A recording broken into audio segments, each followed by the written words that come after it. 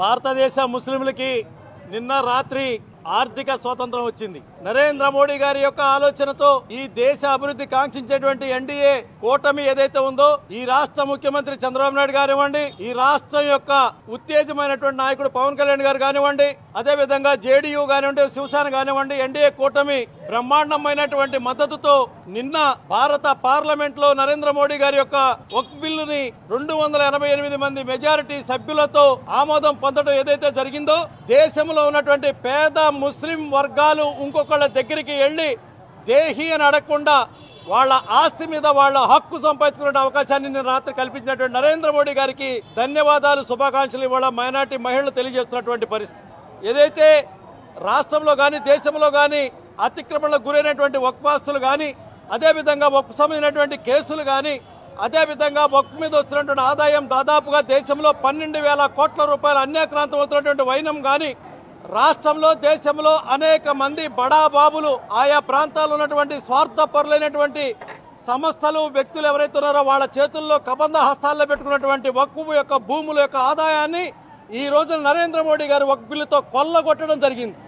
ఏదైతే పేద ముస్లిం వర్గాలకి వాళ్ళ వివాహాల కోసం, వాళ్ళ పిల్లల చదువుల కోసం, వాళ్ళ యొక్క ఆర్థిక అభ్యున్నతి కోసం దాతలు ఇచ్చినటువంటి ఆస్తులు ఎవరైతే ఉన్నారో దాని ఆదాయాన్ని వాళ్ళకి పెంచకుండా గాదె కింద పందెకొక్కుల్లా తింటున్నటువంటి కాంగ్రెస్, కమ్యూనిస్ట్ సంబంధించినటువంటి సమస్త ముస్లింలు ఎవరైతే ఉన్నారో వాళ్ళందరి యొక్క బండారం బయటపెట్టినటువంటి పరిస్థితి పార్లమెంట్ సాక్షిగా జరిగింది.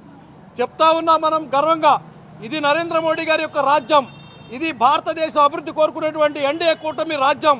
ఈ రాజ్యంలో దేశ విచ్ఛిన్నకర శక్తులకి స్థానం లేదు. ఈ రాష్ట్రంలో ఉన్నటువంటి కాంగ్రెస్ మహిళా అధ్యక్షురాలు నిన్న మాట్లాడుతూ ఉంది చీకటి రోజని చెప్పని. రాజకీయ ఓనమాలు తెలియకుండా అన్న దెబ్బ గోడకు తగిలితే మెదడు చెదిరినటువంటి ఎవరైతే షర్మిల ఉందో ఆవిడ మాట్లాడుతున్నటువంటి మాట ఏంటంటే చీకటి రోజు అంట. చీకటి రోజు అంటే మీ పార్టీ అధినాయకురాలు ఇందిరాగాంధీ ఎమర్జెన్సీ రాత్రి పెట్టి జైళ్లలో నాయకుల్ని కుక్కి వాళ్ళని కొట్టినటువంటి రోజు చీకటి రోజు.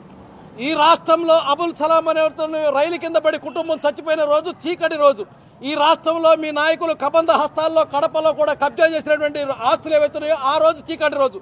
నియంతృత్వం అంటే ఇందిరాగాంధీ నియంతృత్వం, నియంతృత్వం అంటే నీ అన్నది నియంతృత్వం, నియంతృత్వం అంటే ఈ రోజు మాట్లాడుతున్నటువంటి నియంతృత్వ భావాలు ఉన్నటువంటి నీతి నియంతృత్వం. మేము ఒక్క మాట చెప్తున్నాం, రాజకీయ పరిజ్ఞానం ప్రజల పక్కన ఉండాలా. ప్రజల లాభం కోసం, ప్రజల యొక్క ఆర్థిక ప్రగతి కోసం, దేశం యొక్క అభివృద్ధి కోసం మాట్లాడాలి.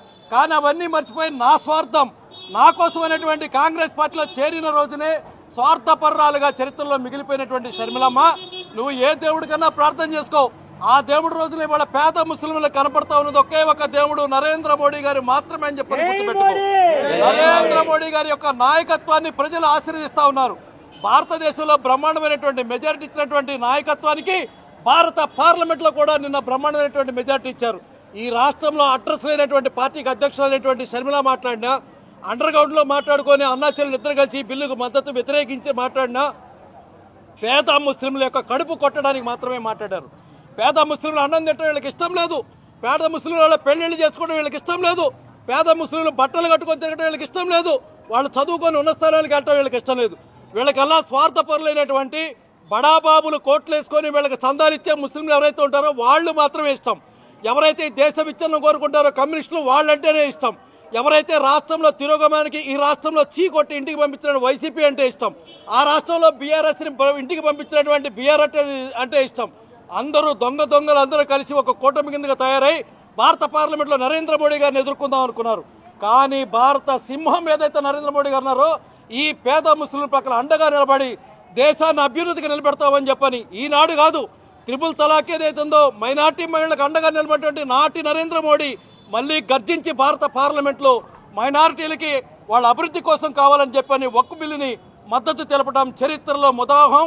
ఇటువంటి చరిత్ర పునరావృతం కావాలంటే రేపు కూడా కోరుతా ఉన్నాం, ఈ దేశంలో వాళ్ళు వేరు వీళ్ళు వేరు, వీళ్ళు దారిని వాళ్ళు వాళ్ళ దారిని వీళ్ళు ఉండటానికి లేదు. ఈ దేశంలో ఉండే వాళ్ళందరూ ఒకటే దారి. భారతదేశంలో ఉన్నటువంటి భారతీయ ముస్లింలు ఎవరైతే ఉంటారో అందరిది ఒకటే మాట, భారత్ మాతాకి జై.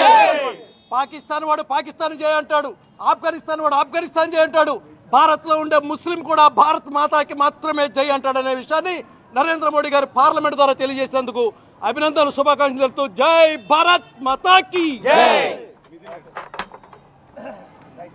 నిన్న మిథున్ రెడ్డి భారత పార్లమెంట్ లో మాట్లాడుతూ ఉన్నాడు. మేము అడుగుతా ఉన్నాం, సాక్ష్యాలు లేకుండా ఆర్డీఓ కార్యాలయాన్ని కాల్చినటువంటి మిథున్ రెడ్డినా మాట్లాడింది దాన్ని మేము అడుగుతా ఉన్నాం. పేద రైతుల యొక్క భూములు వేలాది ఎకరాలు కబళించినటువంటి మిథున్ రెడ్డి వాళ్ళ నానేనా మాట్లాడేదని మేము అడుగుతా ఉన్నాం. ఈనాటి ముఖ్యమంత్రి ఆనాడు పొంగునూరు వస్తే రాళ్ల దాడి చేసి పోలీసులను కూడా చంపడానికి ప్రయత్నించినటువంటి మిథున్ రెడ్డి అయినా మాట్లాడేది. రాజకీయాలలో రౌడీలను పార్లమెంటు పంపిస్తే వాళ్ళ మాటలు అభివృద్ధి వ్యతిరేకంగానే ఉంటాయి. మిథున్ రెడ్డి కానీ, వాళ్ళ అన్న అవినాష్ రెడ్డి కానీ, వాళ్ళ తమ్ముడు ఇంకొక సుబ్బారెడ్డి కానీ ముగ్గురు మాట్లాడేదైనా ఒకటే లెక్క. ఈ రాష్ట్రం నాశనం అవ్వాలి, వాళ్ళ రౌడీజం పెరగాలి. ఈ రాష్ట్రం నాశనం అవ్వాలి. భారత పార్లమెంట్ లో కూడా దొంగలు ప్రవేశిస్తారని వీళ్ళ చూస్తే కానీ తెలిసే